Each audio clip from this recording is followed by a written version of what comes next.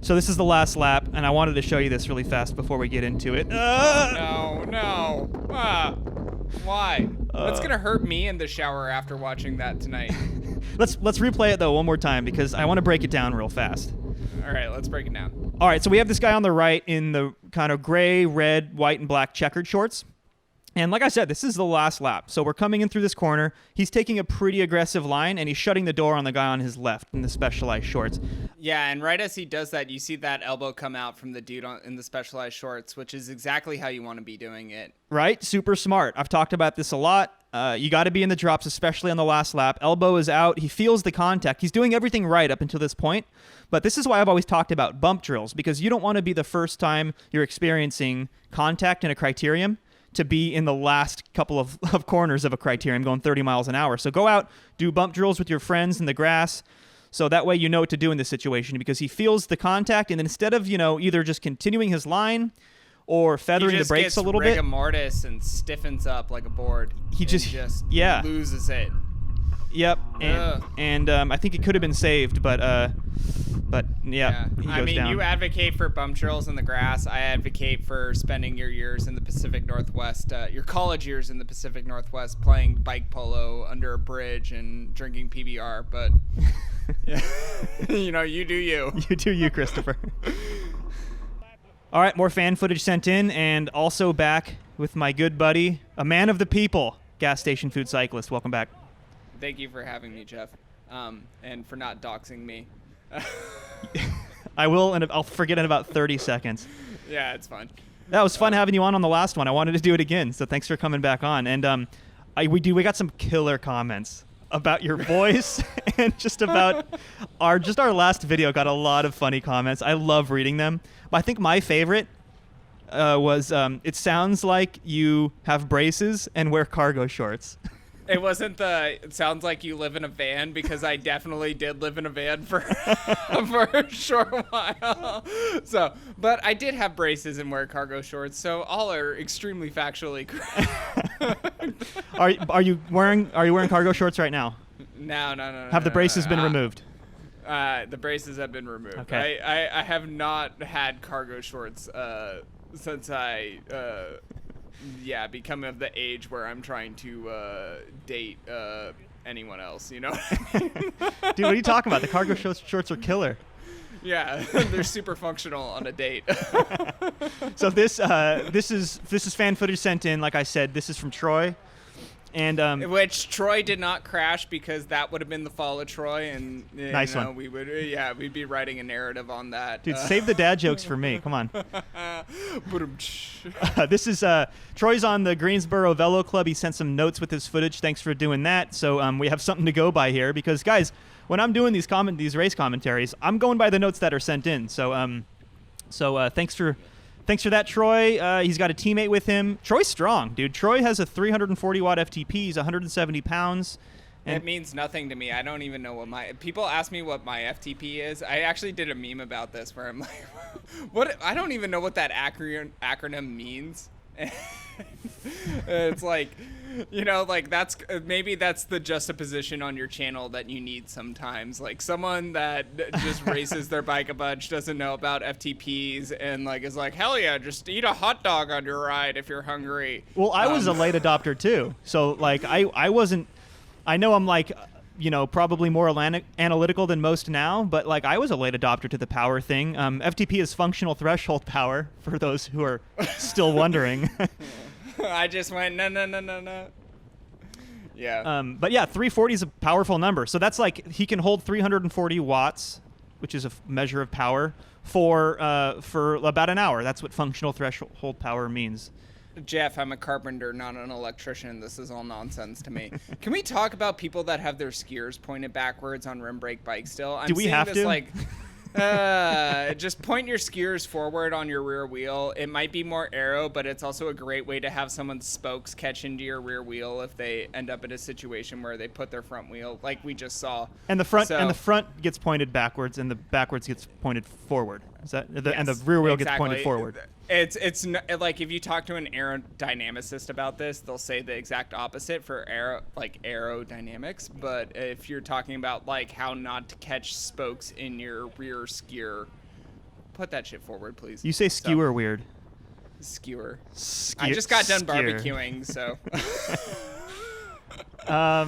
So wow, we haven't talked about this race at all. No. Troy was in an early break. It was unsuccessful, but when you have an FTP of functional threshold power for you, gas station, of 340, you can ride a breakaway and then just like come back into the group. And this is a Cat 4.5 field, so that's pretty good power. And he has a 1300 watt sprint, so he's looking to win the sprint these kids are too. from North Carolina. North Carolina, right? Yeah. Yeah, North Carolina, you're doing it right. You guys are all pretty good bike handlers for 4.5. I had to look this up. Yeah, There's a lot of cones on this course. There's a lot of like bad, like that sort of awful concrete that has like all the lines in it and stuff. That's like not really fun to like ride over really fast. And it's got sharp corners. And besides that one crash, like look at how they're coming up on that cone right there. Can we talk about knee-high socks though, really fast? Oh yeah, no. Just like there's just no. There's just no. You're not allowed to do it. Your socks come up to the bottom of your musculature of your calf, like that little line, right? And then that's it. You can't go higher than that. It's in the rules, but guys.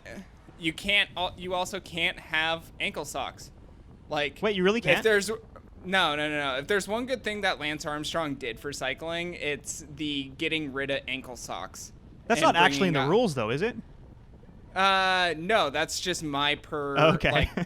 my opinion, my zany opinion is that ankle socks are verboten. Unless you're like trying to still train and you have like a tropical vacation coming up where you're going to the beach and you don't want to have that tan line there, then you can wear ankle socks. But you have to be riding around in a sleeveless jersey that you cut the sleeves off of, and then you roll your bibs up so you like get your bib line above where your swim trunks would be on vacation. Okay. Yeah, this is very specific, you guys, but you heard it here. Gas station has rules, okay? They must not be broken.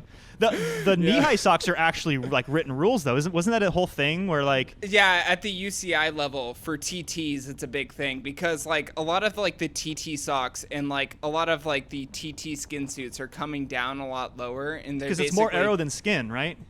Yeah, but at that point, why wouldn't you just have like a long-legged and long warmers? sleeve? I've always thought that. Like, what's the whole like sock rule matter if you can just be like, oh, I'm wearing leg warmers?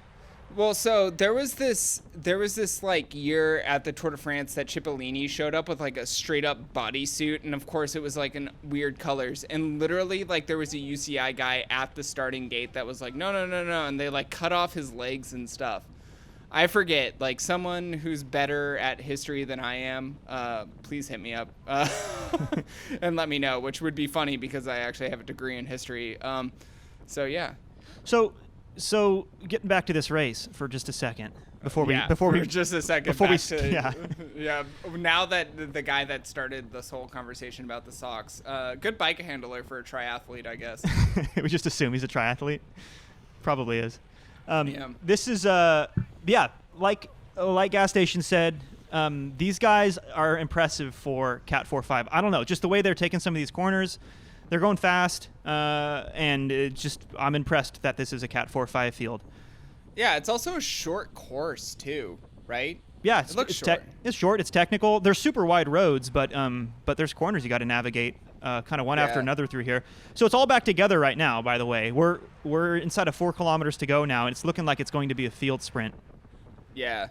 Sprinting on the hoods though. Let's not do that. Yeah. Let's be in the drops. Probably time to get into the drops. At this point, you want to stay in the drops. If you can be in the drops from start to finish in a crit, that's probably a good idea. But especially in the last couple of laps. So that's what we're approaching now. I think it's we're probably coming into like 4 to go. And yeah, and is that the guy that kind of had the other guy crash? Oh, into his rear it does wheel look like right him. there? I think that is him. Yeah. Yeah, he's up here in the mix too. He looks like a sprinter, doesn't he? Just look stocky like a sprinter. Yeah. I get away with not looking like a sprinter. Being very svelte. Oh, a little speed wobble there up on this cone. Yeah. That was a little sketch, wasn't it? I saw that too. but we are our boy Troy here, who sent the footage in. He's got a big sprint. Don't forget. So he's now positioning himself really well, I should add, for the field sprint because it's coming up pretty quick. And on a technical course, it's more important to hold good position in the last few kilometers, because it's a lot harder to make up position when you're just being hit corner after corner after corner after corner, like this backside of this course is. Because if you're... But right now he has to watch the surge coming because he doesn't want to be at the front, but... He doesn't want to be at the front, but he wants to be near the front, right? That's the whole... That's the goal of keeping good position in the last couple of laps of a crit. But like I was saying, like if you're just entering and exiting corners constantly like you are on the backside of this course, you can't pass people. It's like it doesn't matter how much power you have. If you're just exiting one and then immediately entering another corner, there's no passing. So your position's locked in.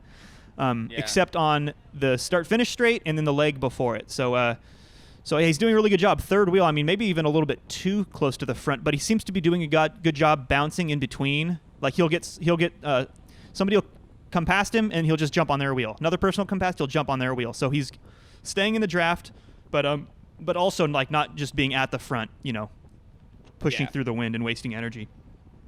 Yeah, I mean, I don't know. I would never expect someone who's going to win a sprint to be this far up. A little bit too far up, maybe. Yeah, but he's a little too far up. But I'm really interested in this Liberty Racing dude because he's kind of he's got a rider in the pocket, so we can say like he's got another teammate back there. And he's just kind of looking around. He's trying to just like keep it together, maintain it. He let this guy kind of do a pull at the front. I don't know. He doesn't seem interested in taking a pull on the front. That's for sure right now. Yeah. The Liberty rider, that is. Yeah, he's just going to let that guy do his thing. He's going to look around, and the surge is going to happen, but he's going to... There's his teammate with the Trek. Yeah, he's not going to let it like get too chaotic when the surge happens. So keep an eye on them, because now you have both Liberty guys at the front. And the reason that gas station... I think we're calling you Gas now. The reason that Gas brought that up... You've been given a nickname.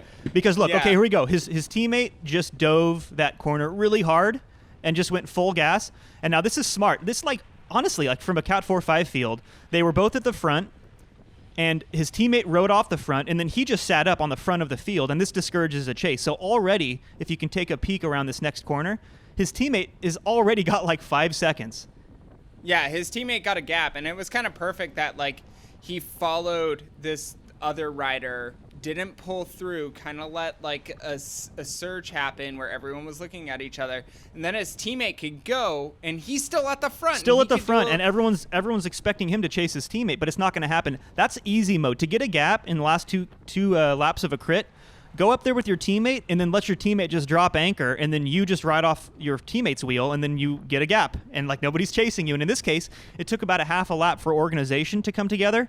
And at this point, it's like, this is 1 lap to go. We're inside of 1 kilometer, and just like that, this guy's got 10 seconds off the front, and he's going to be really hard to chase down in the last lap. But especially when people are still kind of just looking at each other. There was a lot of hesitation. Sometimes it's 3 seconds of hesitation's all it takes, and the race can be over. And he gets a little close to that cone. But now Troy's like... I love it, though. That actually gets me really excited how close these 4-5 riders are getting to a cone. That's why I'm so impressed, doing it right in Carolina, So now Troy is like, oh, man, the race is getting away. Troy wants to win this thing, right? He's got a huge sprint. Yeah. The front of the field's falling apart. There's still one more rider. Those are lapped riders on the right. Forget about them. Troy's just going to jam through these last couple of sections of the course. I wish I could see his power right now, but he's 35 miles an hour. This is no joke. It. He's 180 heart rate gunning almost. It. But he had to go from 350 meters. I appreciate the fact that he takes a good line through that corner. I appreciate the fact that he was going all for the win, right? But the result of going a little bit early like he had to was now, he gets beat at the line. So he ends up... now instead of getting second, he gets fourth. And he's just off that podium. And, 4-5 race, let's be real. Like, what's the most important thing besides winning? It's getting those upgrade points and in a criterium. Yeah. What is USAC doing for upgrade points for a criterium? Is it like 4 deep now? I don't know. Yeah, so like when you're in that position, sometimes you just need to consider how many upgrade points you're going to get from your finish. Yeah, I mean, he had a good race. I like the fact that he didn't just sit up and wait for somebody else to chase that one rider down. Like there was hesitation. That one rider had a really well-timed attack, the Liberty rider who ended up winning with his teammate. They coordinated that so well. That looked like they knew exactly what they were doing. So obviously big props to the guys on Liberty that ended up winning the race, but also for Troy for being like, all right, well, it's up to me. So he just went for it, because you're not going to win races if you just look at other people to do the work.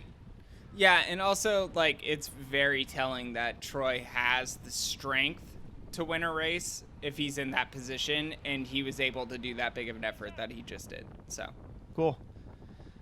All right. That was a lot of fun, man. These 20 minutes just fly by. It's incredible, isn't it? Yeah, sorry if I, rub people the wrong way about my hard stance views on socks. You take a hard line on socks, man. I take a hard line. I have a very exquisite sock collection. I have multiple drawers of socks at this point. So I would like to say I might be down for the trashy ride food, but when it comes to socks, I am just I am pure gold, baby. All right, I want to hear more about Gas's voice in the comments below, because we're gonna shout out our favorite comment in the next one. So let us know, and we'll see you guys in the next one. Thank you, Gas Station. Later. Take care.